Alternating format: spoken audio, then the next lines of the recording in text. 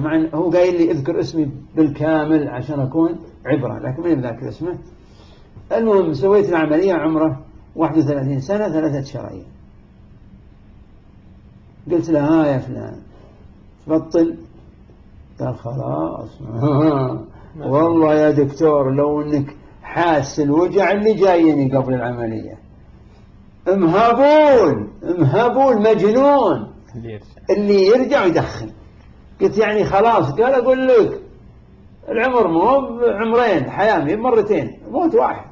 ما عندي استعداد أتعرض لما تعرضت له. قلت عساكم مبارك. إذن خلاص. قال خلاص. راح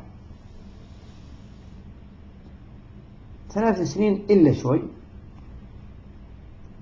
يأتيني وعنده غرغرينة في رجله اليمنى. نادينا حقين الإخوان في الجراحة العامة أو جراحة الأوعية الدموية، قرروا قطع رجله.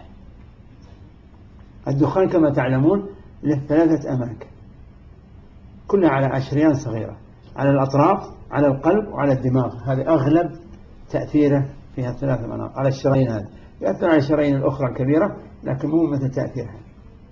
المهم قطعت رجله اليمنى. ها قال شو اللي خلاك ترجع؟ قال يا دكتور رحت مع الشلة 3 أيام 4 أيام 5 أيام شهر شهرين وأنا صابر، بعدين يلعبون بلوت يلعبون ورق وذا ودخلون قدامي، رحت رجعت. ليش رجع؟ لأنه أصلا ما كان تايب، كان خايف على صحته.